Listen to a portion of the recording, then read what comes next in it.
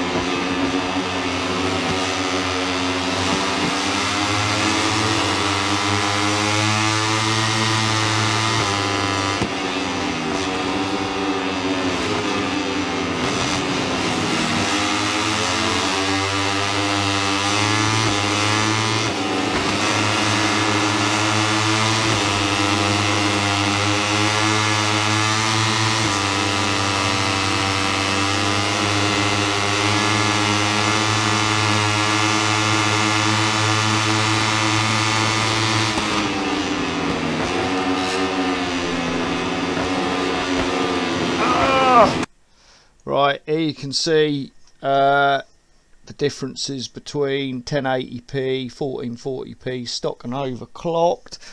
Not huge amounts of difference between it being overclocked and not, but that is at the points where it was on the lowest FPS. There is bigger differences at other points of the game, and it's definitely a bit smoother when it's overclocked.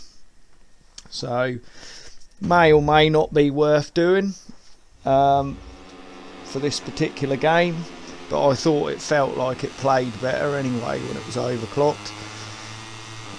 Well, now you can see the results. But I was just going to say, with the Moto GP 22, I'm on the Moto 3, as you can see. I've not played it loads and loads. I did play a bit on the bigger bikes, but 19 is definitely, I think, the best game out of all of them so far, and I've got all of them from 13 all the way up to 22.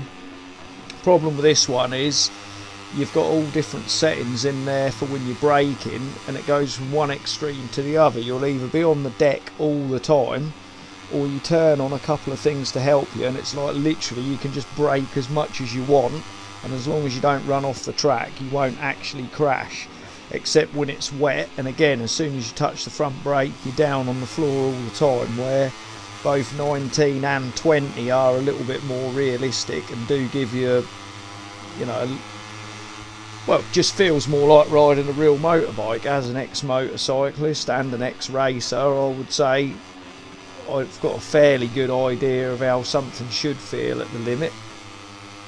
Graphics wise, I suppose this one is a little bit better than 19 and 20, but nothing to shout about. Sound wise, they're all about the same. AI wise, I'd say the AI on this one is probably the second best. 19's the best, 20's not quite as good as this.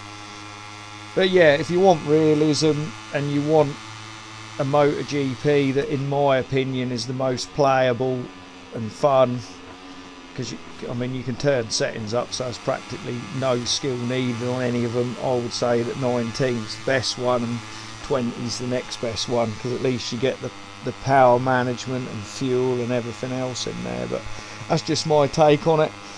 I just thought, seeing as I was doing a bit of a Moto GP 22 bench, I'd just say what I think about the games, as I do tend to play these quite a lot. So yeah, I hope the benchmark has been helpful to anyone who's thinking about building or buying a cheap PC.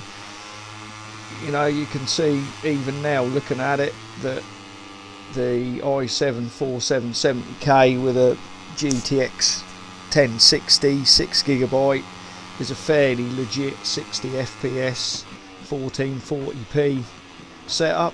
So yeah, leave it with you. Thank you very much if you stayed with me so far, and you'll see me on the next one.